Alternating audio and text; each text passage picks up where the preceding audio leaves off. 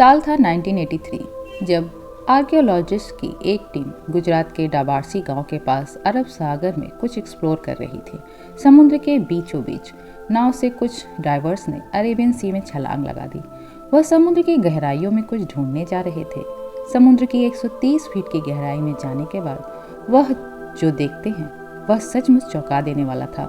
गहरे समुद्र में सतह से कई मील नीचे उन ड्राइवर्स को कुछ ऐसा मिला जो पूरी दुनिया के लिए चौंकाने वाले था। वह बिना देरी किए बाहर आते हैं और फ़ोन लगाते हैं। हैरान परेशान आर्कियोलॉजिस्ट बिना रुके वो हाल सुनाना शुरू करते हैं जो उन्होंने समुद्र में देखा, और उसे सुनते ही उनके बॉस के हाथ से फ़ोन छूट जाता है। आखिर उन्होंने समुद्र में ऐसा क्या देख लिया कि उन्हें ठंड में भी पसीने आ गए, जिसे जानकर बॉस भी कुछ बोल नहीं पाए। नमस्कार दोस्तों, स्वागत है आप सभी का हमारे YouTube चैनल सोनीत वॉइस पर। अरब सागर के उसी गहराई में समुद्र में उठती उन लहरों को देखिए जिनमें जितना शोर है उनके अंदर पसरा है उतना ही सन्नाटा, और उसी सन्नाटे में दफन है न जाने कितने ही रहस्य। समुद्र के नीचे आज भी कई ऐसे राज दबे हैं जिनके बारे में किसी को कुछ नहीं पता। कुछ सालों पहले अरब सागर की गहराई में ऐसी ही एक साइट खोजी गई जिसे देखकर हर कोई हैरान था। एक विशाल नगरी, देखने में ऐसा लग रहा था मानो आज के समय की कोई अर्बन सिटी समुद्र के नीचे बसी हो। ऊंची ऊंची दीवारें, सड़कें, मूर्तियां, महल और एक पूरा वेल प्लान शहर। समुद्र के अंदर ऐसी नगरी देखकर वह सारे ड्राइवर्स हैरान हो गए। पत्थरों के सैंपल लेकर उनकी जांच करने पर पता चला कि यह पत्थर महाभारत के समय के हैं, और वह नगरी है जिसके बारे में महाभारत में भी बताया गया है। यह कहानी है श्री कृष्ण की नगरी द्वारिका की।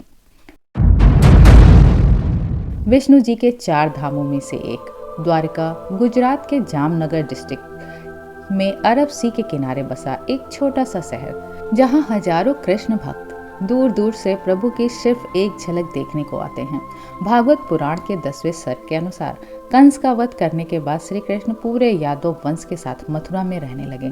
कंस की मौत से क्रोधित होकर उसके ससुर जरासंध ने मथुरा पर हमला बोल दिया। एक के बाद एक जरासंध ने मथुरा पर 17 बार हमला किया।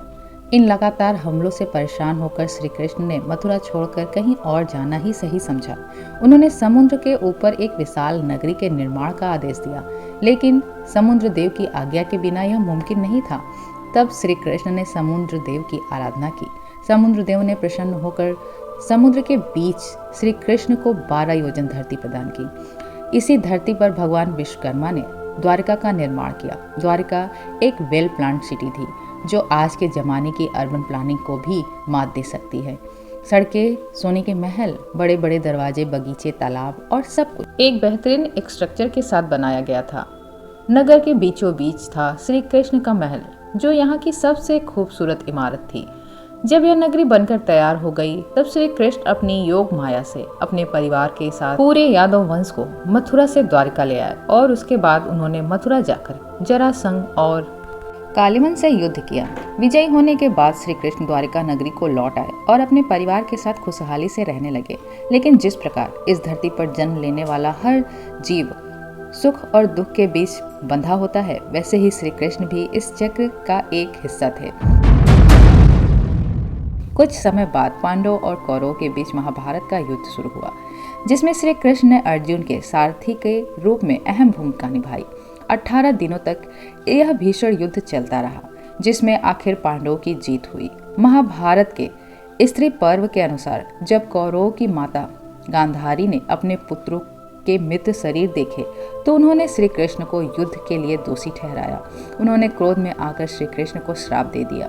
जिस तरह उनके पुत्रों और वंश का आपस में युद्ध करके विनाश हुआ, उसी प्रकार ठीक 36 साल बाद श्री कृष्ण के वंश का भी विनाश होगा। श्री कृष्ण यह जानते थे कि उनके वंश का विनाश आपस में लड़कर ही होगा, इसलिए उन्होंने यह श्राप को हंसकर स्वीकार कर लिया। लेकिन माता गांधारी के श्राप के साथ एक और श्राप था जो यादव वंश के सर्वनाश का कारण बना। एक बार द्वारिका के निकट बसे एक पवित्र स्थल पिंडारक में कई बड़े साधु संत पधारे। उन्हें देखकर श्री कृष्ण के पुत्र शाम ने और उनके कुछ दोस्तों ने ऋषि मुनि के साथ शरारत करने की एक योजना बनाई।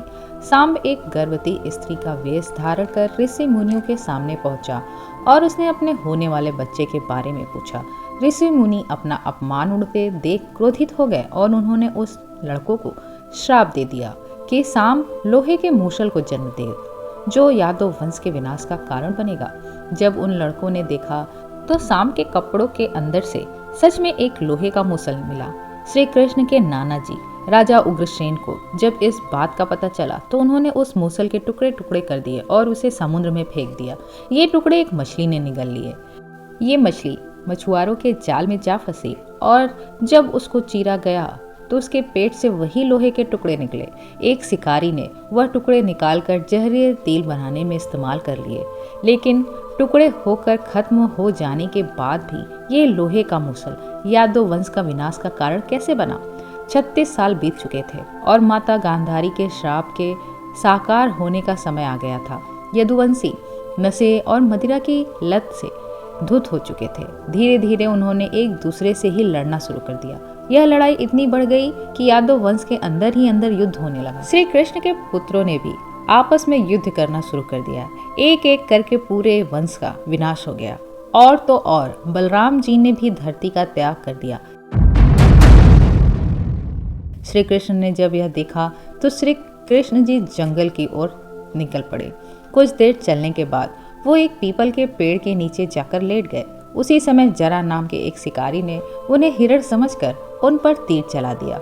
वह वही शिकारी था जिसने मछली के पेट से निकले टुकड़ों से तीर बनाया था। वह जहरीला तीर श्री कृष्ण के पैर में जाकर लग गया और इसी प्रकार श्री कृष्ण भी इस लोक को छोड़कर अपने धाम लौट गए। जब अर्जुन को इस बात का पता चला तो वह दौड़े दौड़े द्वारिका पहुंचे। वहां यह दृश्य देखकर उनका दिल दर्द से कांप उठा। पूरी द्वारिका अग्नि की चिता में जल रही थी, लेकिन अर्जुन ने होश संभाला और श्री कृष्ण से किए वादे के अनुसार सभी औरतों और बच्चों को वहां से सेफली बाहर निकाला। खाली होते ही द्वारिका नगरी देखते ही देखते कुछ ही पलों में समुद्र में समा गई और श्री कृष्ण की यह द्वारिका हमेशा के लिए अरब सागर में कहीं खो गई। वर्तमान में द्वारिका को 2 हिस्सों में बांटा गया है, द्वारिका और बेट द्वारिका। द्वारिका समुद्र के किनारे बसा एक शहर है और बेट द्वारिका समुद्र के बीच बसा एक द्वीप। कई सालों तक पुराणों में कथित द्वारिका को सिर्फ एक कहानी और झूठ मानकर निगलेक्ट किया गया। काफी ढूंढने के बाद भी ऐसा कोई सबूत नहीं था जो हमारी पौराणिक कथाओं में बसी इस खूबसूरत नगरी के असली होने का प्रूफ दे सकता था। 1930 में खोज शुरू हुई और बेट द्वारिका के आइलैंड के कई रिमेन मिले। 1963 में यहाँ पहला आर्कियोलॉजिकल एक्सकवेशन किया गया, जिसमें कई सारे पुराने आर्टिफैक्ट्स और मूर्तियाँ भी मिली।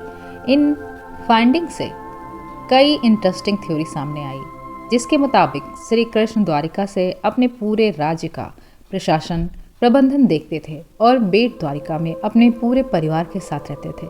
इसके बाद साल 1983 से 1990 के बीच एक under water archaeologist doctor S.R. Rao और उनकी टीम इस मिशन को पूरा करने के लिए आगे आई। पानी के अंदर बहुत दिनों तक ढूंढने के बाद उन्हें पानी के नीचे एक अद्भुत नगरी के अवशेष मिले। उस नगर की दीवारों की मजबूत नींव के साथ कई पत्थर, खंभे, मूर्तियां, सिंचाई प्रणाली और भी बहुत कुछ। लेकिन आखिर इस बात का अंदाजा कैसे लगाया जा सकता था कि पानी के अंदर ग्राउंड लेवल से कई गुना नीचे वो अवशेष मिले, वह श्री कृष्ण की नगरी द्वारिका के ही थे। इस बात की पुष्टि करने के लिए आर्कियोलॉजिस्ट ने उन पत्थर की कार्बन डेटिंग करने का फैसला किया। कार्बन डेटिंग एक ऐसी प्रोसेस होती है जिसमें एक्सपेरिमेंट के थ्रू इन पत्थरों की पॉसिबल एज निकाली जाती है। डॉक्टर नरहरि आचार्य ने महाभारत में मेंशन ग्रहों की स्थिति और एक्सटेरॉइड की जानकारी से यह कैलकुलेट किया कि महाभारत का युद्ध 3126 BC में हुई थी।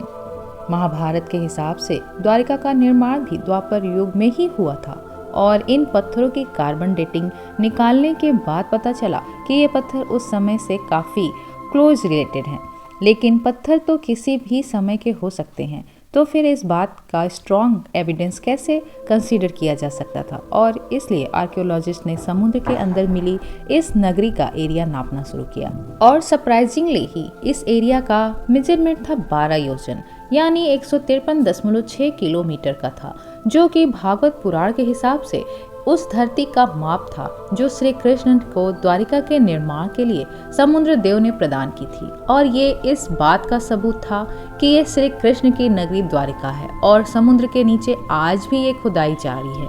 सिर्फ यही नहीं, एक स्थान पर बड़ी संख्या में लंगर भी पाए गए, जिससे यह पता चलता है कि द्वारिका एक ऐतिहासिक पोर्ट था जहां से भारत दूसरे देशों से सालों तक व्यापारिक संबंध स्टैब्लिश करता रहा। फंड्स की कमी के कारण यह कन्वेंशन यहीं रुक गया, लेकिन 2007 में आर्कियोलॉजिकल सर्वे ऑफ इंडिया ने इसे फिर शुरू किया और आज भी यह कन्वेंशन जारी है। एक थ्योरी के मुताबिक आज से 3500 साल पहले जिस जमीन के टुकड़े पर द्वारिका नगरी बनी थी वह समुद्र के सतह पर हुआ करता था, लेकिन जैसे जैसे सी लेवल बढ़ा श्री कृष्ण की नगरी पानी में डूब गई। लेकिन फिर सवाल यह भी है कि लेवल धीरे धीरे बढ़ता है और महाभारत के महाप्रस्थान का पर्व के अनुसार अर्जुन की आंखों के सामने द्वारिका के तट से टकरा रही लहरों ने एक पल में ही पूरी द्वारिका को अपने बहाव में समेट लिया। आज कई लोग महाभारत और रामायण भगवान विष्णु के धरती पर जन्मे अवतार और बाकी पौराणिक कहानियों को मिथ कंसीडर करते हैं, लेकिन सिर्फ द्वारिका ही नहीं बल्कि ऐसी और भी बहुत डिस्कवरीज हैं जो यह प्रूव करती हैं कि इस धरती पर इंसानों का अस्तित्व सिर्फ हड़प्पा मोहनजोदड़ो के समय का नहीं बल्कि उससे भी हजारों वर्ष पहले का है। अगर आपको यह वीडियो पसंद आए तो इसे लाइक और शेयर कीजिए और हमें कमेंट में बताइए कि आपको ये वीडियो कैसी लगी, और चैनल को सब्सक्राइब करना बिल्कुल ना भूलें। मिलते हैं नेक्स्ट वीडियो में, तब तक के लिए जय श्री राम।